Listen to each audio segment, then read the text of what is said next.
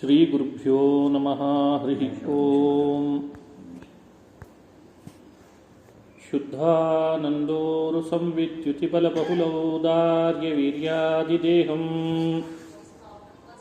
ಚಿಂತಾ ಸಂತಾಪಲೇಪೋದ್ಭವಮೃತಿಮುಖರಾಶೇಷದೋಷಾತಿದೂರಂ ಸದ್ಭಿರ್ವೈರಾಗ್ಯಭಕ್ತಿಶ್ರುತಿಮತಿನಿಯತಧ್ಯಾನಜಜ್ಞಾನಯೋಗಾತ್ ಗಮ್ಯಂ ವಂದೇ ಮುಕುಂದಾಭಿಧಮಮಲಮಲಂ ಬ್ರಹ್ಮವೇದಾಂತವೇದ್ಯಂ ಆಪಾದಮೌಲಿಪರ್ಯಂతం ಗುರುಣಾಮಾಕೃತಿಂ ಸ್ಮರೇತ್ ತೇನ ವಿಘ್ನಾಃ ಪ್ರಣಶ್ಯಂತಿ ಸಿದ್ಧ್ಯಂತಿ ಚ ಮನೋರಥಾಃ. ಶ್ರೀ ಹರಿವಾಯು ಗುರುಗಳ ಚರಣಾರವಿಂದಗಳಲ್ಲಿ ಭಕ್ತಿಪೂರ್ವಕ ಪ್ರಣಾಮಗಳನ್ನು ಅರ್ಪಿಸಿ ಶ್ರೀಮದ್ ಭಾಗವತ ಮಹಾಪುರಾಣದಲ್ಲಿ ಒಂದು ವಿಷಯವನ್ನು ಅನುಸಂಧಾನ ಮಾಡಿಸ್ತಾರೆ. ಭಗವಂತನ ಸ್ವರೂಪವನ್ನು ಉಪದೇಶ ಮಾಡುವಾಗ ಯಥಾ ನಲೋ ದಾರುಷು ಭಿನ್ನ ಈಯತೆ ಯಥಾ ನಿಲೋ ದೇಹಗತಃ ಪೃಥಕ್ ಸ್ಥಿತಃ ಯಥಾ ನಭಃ ಸರ್ವಗತಂ ನ ಸಜ್ಜತೆ ತಥಾ ಗುಣೈಃ ಸರ್ವಗುಣಾಶ್ರಯಃ ಪರಃ. ಆ ಭಗವಂತ ಸರ್ವಗುಣಾಶ್ರಯ, ಎಲ್ಲ ಗುಣಗಳಿಂದ ಪರಿಪೂರ್ಣನಾದವ, ಗುಣಾಶ್ರಯ. ಆದರೂ ಗುಣೈಃ ಪರಃ, ಸತ್ವರಜಸ್ತಮೋ ಗುಣಗಳಿಂದ ಅತ್ಯಂತ ಭಿನ್ನ. ಹೀಗೆ ಅವನನ್ನು ನಾವು ಅನುಸಂಧಾನ ಮಾಡಬೇಕು, ಉಪಾಸನೆ ಮಾಡಬೇಕು. ಅದಕ್ಕೆ 3 ತರಹ ದೃಷ್ಟಾಂತಗಳನ್ನು ಕೊಡ್ತಾರೆ ಪ್ರಹ್ಲಾದರಾಜರು. ಒಂದು, ಕಟ್ಟಿಗೆಯಲ್ಲಿರುವಂತಹ ಬೆಂಕಿ. 2, ದೇಹದೊಳಗಿಸಿರುವಂತಹ ಗಾಳಿ. 3, ಆಕಾಶ. ಗಾಳಿ, ಆಕಾಶ, ಬೆಂಕಿ. 3 ದೃಷ್ಟಾಂತಗಳನ್ನು ಕೊಟ್ಟು ಭಗವಂತನ ಸ್ವರೂಪವನ್ನು ಪ್ರಹ್ಲಾದರಾಜರು ಅಸುರ ಬಾಲಕರಿಗೆ ಉಪದೇಶ ಮಾಡ್ತಾರೆ. ಭಗವಂತ ಎಲ್ಲೆಡೆಯಲ್ಲಿದ್ದಾನೆ ಅಂತ ಹೇಳಿದಾಗ ಅಸುರ ಬಾಲಕರಿಗೆ ಪ್ರಶ್ನೆ ಬರೋದು ಸಹಜ. ಎಲ್ಲೆಡೆ ಇದ್ದಾನೆ ಅಂದರೆ ನಮಗೆ ಯಾಕೆ ಕಾಣ್ತಾ ಇಲ್ಲ? ನೀನು ಹೇಳ್ತೀನಿ ಅಂತ ನಾವು ಹೇಗೆ ವಿಶ್ವಾಸ ಮಾಡಬೇಕು? ಎಲ್ಲೆಡೆ ಇಲ್ಲಿದ್ದದ್ದು ನಮಗೂ ಕಾಣಬೇಕಷ್ಟೇ. ಈ ಪ್ರಶ್ನೆಗೆ ಉತ್ತರ ಏನು? ಅದಕ್ಕೆ ಯಥಾ ನಲೋ ದಾರುಷು ಭಿನ್ನ ಈಯತೆ. ಇದ್ದಾನೆ ಅಂದರೆ ಎಲ್ಲ ವಸ್ತುವಿನ ರೂಪನಾಗಿದ್ದಾನೋ, ಎಲ್ಲ ವಸ್ತುಗಳಿಗಿಂತಲೂ ಭಿನ್ನನಾಗಿದ್ದಾನೋ, ಹೀಗೆಲ್ಲ ಚರ್ಚೆ ಮಾಡಿದ್ವಿ ದೈತ್ಯ ಬಾಲಕರು. ಅದಕ್ಕೆ ಪ್ರಹ್ಲಾದ ಹೇಳ್ದ, ನೋಡಿ, ಬೆಂಕಿ ಕಟ್ಟಿಗೆಯಲ್ಲೇ ಇದೆ. ಆದರೆ ಕಟ್ಟಿಗೆ ತೋರಿಸಿ ಬೆಂಕಿ ಇದೆ ಅಂದರೆ ಮೇಲ್ನೋಟಕ್ಕೆ ಯಾರಿಗೂ ತಿಳಿಲಾರ್ದು. ಕಟ್ಟಿಗೆಗಳು 2 ಮಥನ ಮಾಡಿದರೆ ಬೆಂಕಿ ಉದ್ಭವಿಸ್ತದೆ. ಕಟ್ಟಿಗೆನೇ ಬೆಂಕಿ ಅಂತಾದರೆ ಯಾವಾಗಲೂ ಭಸ್ಮವಾಗಲೇ ಬೇಕಾಗ್ತದೆ. ಕಟ್ಟಿಗೆ ಬೆಂಕಿಯ ಸ್ವಭಾವ ಉರಿಯೋದು, ಭಸ್ಮ ಮಾಡೋದು. ಆದರೆ ಎಲ್ಲವನ್ನೂ ಭಸ್ಮ ಮಾಡೋ ಸ್ವಭಾವವಾದ ಬೆಂಕಿಯು ಕಟ್ಟಿಗೆಯಲ್ಲೇ ಇದೆ, ಕಟ್ಟಿಗೆಗಿಂತ ಭಿನ್ನವಾಗೇ ಇದೆ. ಹೇಗೋ ಭಗವಂತ ಹಾಗಿದ್ದಾನೆ. ಇದು ಮೊದಲನೇ ಉದಾಹರಣೆ. ಯಥಾ ನಲೋ ದಾರುಷು ಭಿನ್ನ ಈಯತೆ. 2ನೇ ಉದಾಹರಣೆ, ಅಸುರ ಬಾಲಕರೇ, ಆ ಭಗವಂತ ದೇಹದೊಳಗೆ ಗಾಳಿ ಇದ್ದಾಗಿದ್ದಾನೆ. ದೇಹದೊಳಗೆ ಗಾಳಿ ಇಲ್ಲ ಅಂದರೆ, ಶ್ವಾಸೋಚ್ಛ್ವಾಸ ನಡೆಸಲಿಲ್ಲ ಅಂದರೆ ದೇಹ ಕೆಳಗೆ ಬಿದ್ದು ಹೋಗ್ತದೆ. ದೇಹದೊಳಗೆ ಇರಲೇಬೇಕು. ಬಲೂನ್ನೊಳಗೆ ಗಾಳಿ ಇಲ್ಲದೆ ಇದ್ದರೆ ಬಲೂನ್ ಏನಾಗಿರ್ತದೆ? ಹಾಗೆ ದೇಹದೊಳಗೆ ಗಾಳಿ ಇಲ್ಲದೆ ಇದ್ದರೆ ದೇಹ ಕೆಳಗೆ ಬಿದ್ದು ಹೋಗ್ತದೆ. ಗಾಳಿ ಬೇಕೇ ಬೇಕು. ಒಳಗಿದ್ದಾಗ ದೇಹ ಚಲನವಲನ ಚೆನ್ನಾಗಿ ನಡೆಸ್ತದೆ. ಗಾಳಿ ಇದ್ದಾಗ ಆ ಗಾಳಿನೇ ದೇಹ ಅಂತನ್ಲಿಕ್ಕಾಗಲ್ಲ. ಗಾಳಿಗಿಂತ ಪೃಥಕ್ಕಾಗಿರ್ತದೆ. ಆದರೆ ಗಾಳಿ ಒಳಗೆ ಇರ್ತದೆ. ಚಲನವಲನಗಳೆಲ್ಲ ನಡಿಬೇಕು, ಕ್ರಿಯೆ ನಡಿಬೇಕು. ಹಾಗಾದರೆ ದೇಹದೊಳಗೆ ಗಾಳಿ ಬೇಕೇ ಬೇಕು. ಅಂಥೇಳಿ ಗಾಳಿನೇ ದೇಹ ಅಲ್ಲ. ಭಗವಂತ ದೇಹದೊಳಗಿರುವ ಗಾಳಿಯಂತೆ ನಿಮ್ಮೆಲ್ಲೊಳಗೂ ಗಾಳಿಯ ರೂಪದಲ್ಲಿ ತಾನು ನಮಗೆ ಕಾಣದೇ ಇದ್ದರೂ ನಮ್ಮ ಅನುಭವಕ್ಕೆ ಬರುವವನಾಗಿದ್ದಾನೆ. 2.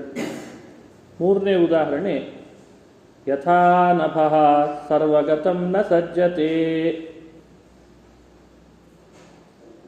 ದೇಹದೊಳಗೆ ಗಾಳಿ ಇದ್ದ ಹಾಗೆ ದೇವರಿದ್ದಾನೆ, ಕಟ್ಟಿಗೆ ಒಳಗೆ ಬೆಂಕಿ ಇದ್ದ ಹಾಗೆ ಭಗವಂತ ಇದ್ದಾನೆ. ಆಕಾಶ ಎಲ್ಲೆಡೆ ಇದ್ದರೂ ಎಲ್ಲೂ ಕೂಡ ತಾನು ಆ ವಸ್ತುಗಳ ವಿಕಾರಕ್ಕೆ ಒಳಗಾಗದೆ ಹೇಗಿದೆಯೋ ಹಾಗೆ ಭಗವಂತ ಎಲ್ಲರೊಳಗಿದ್ದಾನೆ. ನಸಜ್ಜತೆ, ಆಕಾಶ ಎಲ್ಲಿಲ್ಲ, ಮನೆಯೊಳಗೂ ಇದೆ, ಮನೆ ಹೊರಗೂ ಇದೆ, ದೇಹದೊಳಗಿದೆ, ದೇಹದ ಹೊರಗಿದೆ. ಎಲ್ಲ ಭೂತ ಪದಾರ್ಥಗಳ ಸಂಪರ್ಕದೊಳಗಿದೆ ಆಕಾಶ. ಅದಕ್ಕೆ ಮೂರ್ತ ಸಂಯೋಗಿ ಅಂತ ಕರೀತಾರೆ. ಸರ್ವಮೂರ್ತ ಸಂಯೋಗಿ. ಮೂರ್ತ ಪದಾರ್ಥ, ಘಟಪಟ ಎಲ್ಲ ಪದಾರ್ಥಗಳ ಜೊತೆಗೂ ಸಂಪರ್ಕ ಹೊಂದಿದೆ. ಆದರೆ ಯಾವ ಪದಾರ್ಥದ ವಿಕಾರಕ್ಕೆ ಒಳಗಾಗಲ್ಲ. ಆಕಾಶ ಯಾವುದರ ವಿಕಾರಕ್ಕೊಳಗಾಗದೆ ಎಲ್ಲೆಡೆಯಲ್ಲೂ ಹೇಗೆ ಹರಡಿದೆಯೋ ಭಗವಂತ ಆಕಾಶದಂತೆ ಎಲ್ಲೆಡೆ ವ್ಯಾಪಿಸಿದ್ದಾನೆ, ಯಾವುದರ ವಿಕಾರಕ್ಕೊಳಗಾಗಲ್ಲ. ಭಗವಂತ ಗಾಳಿಯಂತೆ ದೇಹದೊಳಗಿದ್ದಾನೆ, ದೇಹದೊಳಗೆ ಗಾಳಿ ಇದ್ದಂತೆ ಇದ್ದಾನೆ, ಎಲ್ಲರೊಳಗೆ ಎಲ್ಲ ಕಡೆಯಲ್ಲಿ ಪ್ರತ್ಯೇಕವಾಗಿಯೇ ಇದ್ದಾನೆ, ಪೃಥಕ್. ಹಾಗೆ ಕಟ್ಟಿಗೆ ಒಳಗೆ ಬೆಂಕಿ ಇದ್ದ ಹಾಗೆ ಭಗವಂತ ಎಲ್ಲೆಡೆಯಲ್ಲಿದ್ದಾನೆ. ಕಟ್ಟಿಗೆ ಮಥನ ಮಾಡಿದ್ರಷ್ಟೇ ಬೆಂಕಿ ಕಣ್ಣಿಗೆ ಬರ್ತದೆ, ಯಾವಾಗಲೂ ಅನುಭವಕ್ಕೆ ಬರಲ್ಲ. ಹಾಗೆ ಭಗವಂತ ಮಥನ ಮಾಡಿದರೆ ಅನುಭವಕ್ಕೆ ಬರುವವನಾಗಿಲ್ಲ.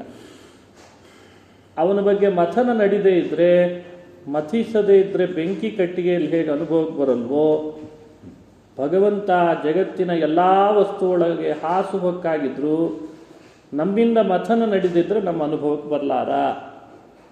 ಮಥನ ಅಂದರೆ ಚಿಂತನ ಮಂಥನ ಅಂತ ಅರ್ಥ, ವಿಚಾರ ಮಂಥನ. ಆ ವಿಚಾರ ಮಂಥನ ನಡೆದರೆ ಭಗವಂತ ನಮ್ಮೆಲ್ಲರಿಗೆ ಬೆಂಕಿ ಕಟ್ಟಿಗೆಯಲ್ಲಿದ್ದದ್ದು ಹೇಗೆ ವ್ಯಕ್ತ ಆಗ್ತದೋ ಹಾಗೆ ವ್ಯಕ್ತ ಆಗ್ತಾರೆ. ಇದು ಪ್ರಹ್ಲಾದರಾಜರು ಸಕಲ ಗುಣ ಪರಿಪೂರ್ಣನಾದ ಆ ಭಗವಂತನ ಸ್ವರೂಪವನ್ನು ಹೀಗಿದ್ದಾನೆ ಅಂತ ನೀವೆಲ್ಲ ತಿಳಿರಿ ಅಂತ ಉಪದೇಶ ಮಾಡ್ತಾರೆ. ಯಥಾ ನಲೋ ದಾರುಷು ಭಿನ್ನ ಈಯತೆ ಯಥಾ ನಿಲೋ ದೇಹಗತಃ ಪೃಥಕ್ ಸ್ಥಿತಃ ಯಥಾ ನಭಃ ಸರ್ವಗತಂ ನ ಸಜ್ಜತೆ ಗುಣೈಸ್ತಥಾ ಗುಣೈಃ ಸರ್ವಗುಣಾಶ್ರಯಃ ಪರಃ. ಈ ಶ್ಲೋಕಕ್ಕೆ ಭಗವತ್ಪಾದರು ಭಾಗವತದ ವಿವರಣೆ ಮಾಡಬೇಕು ಅಂತ ಮತ್ತೊಂದು ಪುರಾಣದ ಪ್ರಮಾಣವನ್ನು ಕೊಟ್ಟು ಅದನ್ನು ವ್ಯಾಖ್ಯಾನ ಮಾಡುತ್ತಾರೆ. ಉದಾಹರಣೆಗಳನ್ನು ಹೇಗೆ ಅರ್ಥೈಸ್ಕೊಳ್ಬೇಕು, ಭಾಗವತದಲ್ಲಿ ಕೊಟ್ಟದ್ದನ್ನು ಎಕ್ಸಾಂಪಲ್ ಕೊಡೋದು ಒಂದಾದರೆ, ಕೊಟ್ಟದ್ದು ಎಕ್ಸಾಂಪಲನ್ನು ದಾರ್ಷ್ಟಾಂತಿಕದಲ್ಲಿ ಹೇಗಿದೆ ಅಂತ ತಿಳಿಯೋದು ಮತ್ತೊಂದು. ದೇಹ ದಾರುಗತೌ ಪ್ರಾಣ ವನ್ಹಿ ಪ್ರಾಣ ವನ್ಹಿ ಸರ್ವಗತಂ ನಭಃ ದೇಹಾದಿಭ್ಯೋ ಯಥಾ ಭಿನ್ನಾ ನ ಲಿಪ್ಯಂತೆ ಚ ತದ್ಗುಣೈಃ ತಥಾ ಜೀವಗತೋ ವಿಷ್ಣುಃ ಜೀವಾದ್ ಭಿನ್ನೋ ನ ತದ್ಗುಣೀ. ಇದು ಭಗವತ್ಪಾದರು ಕೊಟ್ಟ ವಿವರಣೆ. ಮೊದಲನೇ ಉದಾಹರಣೆ, ದಾರುವಿನಲ್ಲಿದ್ದಂಥ ಬೆಂಕಿ ದಾರುಗಿಂತಲೂ ಭಿನ್ನವಾಗಿಯೇ ತಿಳಿಯಲ್ಪಡ್ತದೆ. ಅದು ದಾರುವಾಗೇ ಯಾವತ್ತೂ ತಿಳಿಯಲ್ಲ. ಕಟ್ಟಿಗೆನೇ ಬೆಂಕಿ, ಬೆಂಕಿನೇ ಕಟ್ಟಿಗೆ ಅಂತ ಯಾವತ್ತೂ ತಿಳಿಯಲ್ಲ. ಎರಡನೇ ಅಂಶ, ಕಟ್ಟಿಗೆ ಗುಣಗಳು ಬೆಂಕಿಯಲ್ಲಿ ಸಂಕ್ರಮಿಸಲ್ಲ. ಬೆಂಕಿಯಲ್ಲೇ ಕಟ್ಟಿಗೆ ಇರಬಹುದು, ಆದರೆ ಕಟ್ಟಿಗೆ ಗುಣಗಳು ಯಾವುದು ಬೆಂಕಿಯಲ್ಲಿ ಸಂಕ್ರಮಿಸಲ್ಲ. ಬೆಂಕಿಯ ಗುಣಗಳು ಕಟ್ಟಿಗೆಯಲ್ಲಿ ಸಂಕ್ರಮಿಸಲ್ಲ. ಅವು ಅತ್ಯಂತ ಭಿನ್ನವಾಗಿಯೇ ಇರ್ತವೆ. ಕಟ್ಟಿಗೆ ಗುಣಗಳು ಏನೆಲ್ಲ ಇದ್ದಾವೆ ಅಂತ ನೋಡಿದ್ದೇವೆ. ಅವು ಯಾವುದು ಸ್ಥಾಣುತ್ವ, ಒಣಗುವಿಕೆ ಮುಂತಾದವುಗಳು, ಅದು ಯಾವುದು ಕೂಡ ಬೆಂಕಿಯಲ್ಲಿ ಸಂಕ್ರಮಿಸಲ್ಲ. ಆದ್ದರಿಂದ ಕಟ್ಟಿಗೆ ಬೇರೆನೆ, ಬೆಂಕಿ ಬೇರೆನೆ. ಅವುಗಳ ಲೇಪಕ್ಕೆ ಬೆಂಕಿ ಒಳಗಾಗಲ್ಲ. ಕಬ್ಬಿಣ ಮಣಿಸುವಾಗ ತಾನಾಗೆ ಮಣಿಲಾರದು ಕಬ್ಬಿಣ ಅಂತ ಬೆಂಕಿಯಲ್ಲಿ ಕಾಯಿಸ್ತೇವೆ.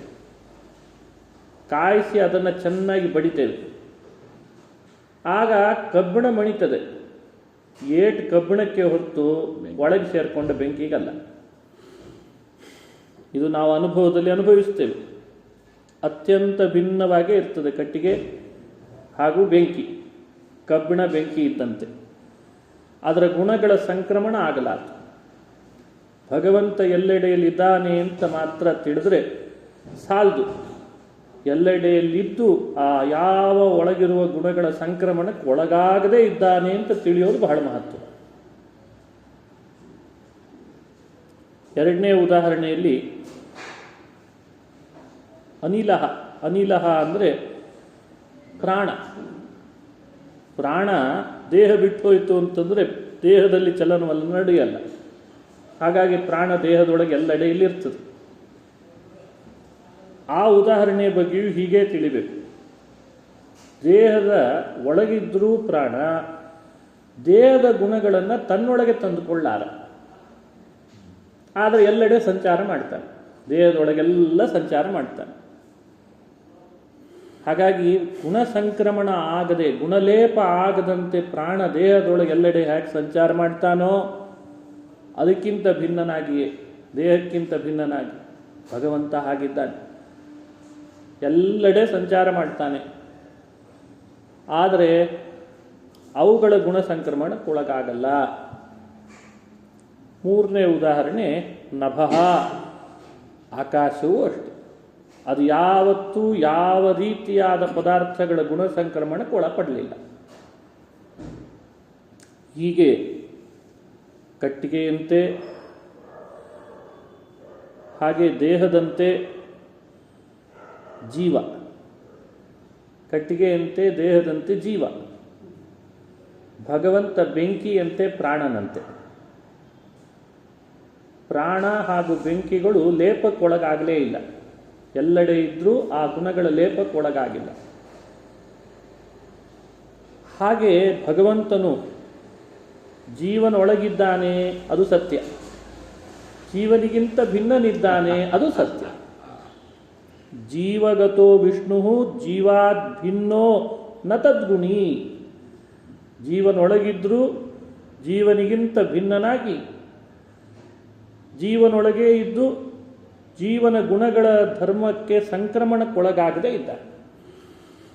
ಜೀವನೊಳಗಿರುವ ಅಜ್ಞಾನ, ಅಲ್ಪಶಕ್ತಿ, ಇನ್ನಿತರ ಗುಣಗಳು ಜೀವನ ಸ್ವಭಾವದ್ದೇನೆಲ್ಲ ಇದ್ದಾವೆ ಅವುಗಳು ಭಗವಂತನಲ್ಲಿ ಬರಲ್ಲ.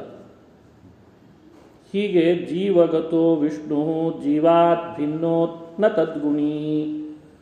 ಹೀಗೊಂದು ಆಧಾರ ಇರೋದರಿಂದ ಈ ಶ್ಲೋಕಕ್ಕೆ ಹೀಗೆ ವಿವರಣೆ ಕೊಡಬೇಕು ಅಂತನ್ನೋದು ಭಗವತ್ಪಾದರ ಅಭಿಪ್ರಾಯ.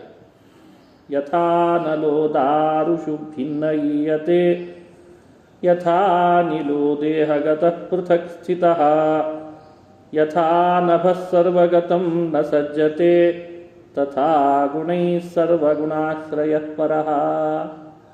ಹೀಗೆ ಸಪ್ತಮ ಸ್ಕಂಧದಲ್ಲಿ ಇಷ್ಟು ಸರಳವಾದ ಭಾಷೆಯಲ್ಲಿ ಪ್ರಹ್ಲಾದ ಅಸುರ ಬಾಲಕರನ್ನು ಕುರಿತು ಉಪದೇಶಿಸಿದ. ಇಂಥ ಉಪದೇಶ ಮಾಡಿದ ಮೇಲೆ ಅಸುರ ಬಾಲಕರು ಬದಲಾಗದೇ ಇರ್ತಾರ? ಅವರೇ ಬದಲಾಗಿಬಿಟ್ರು ಅಂತದೆ. ಅವರೇ ಬದಲಾದರು. ಯಾವತ್ತೂ ಪರಮಾತ್ಮನ ಪರಿಚಯನೇ ಇರಲ್ಲ. ಹುಟ್ಟಿನಿಂದ ದೇವರ ನಾಮ ಹೇಳಿದವರೇನಲ್ಲ. ಪಠ್ಯ ಪುಸ್ತಕಗಳಲ್ಲಿ ದೇವರು ಅನ್ನೋ ಪಾಠ ಏನು ಓದಿರಲಿಲ್ಲ, ಆದರೆ ಬದಲಾದರು.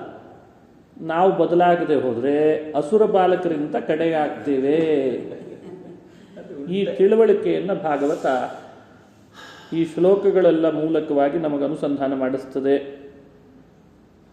ಹಾಗೆ ನಾವು ನಮ್ಮ ಬದುಕಿನಲ್ಲಿ ದೇವರ ಅಸ್ತಿತ್ವ, ಅವನ ಕರ್ತೃತ್ವ, ಅವನ ವ್ಯಾಪ್ತಿ, ಅವನ ಅಪಾರವಾದಂಥ ಮಹಿಮೆಯನ್ನು ಹೀಗೆ ಭಾಗವತದಲ್ಲಿ ಹೇಳಿದಂತೆ ಅನುಸಂಧಾನ ಮಾಡಿದರೆ ಬೇಗ ಭಗವಂತ ಒಲಿತಾನೆ.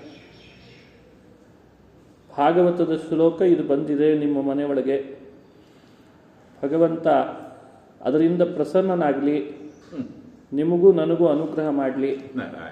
ಶ್ರೀಕೃಷ್ಣಾರ್ಪಣಮಸ್ತು. ಹರಯೇ ನಮಃ.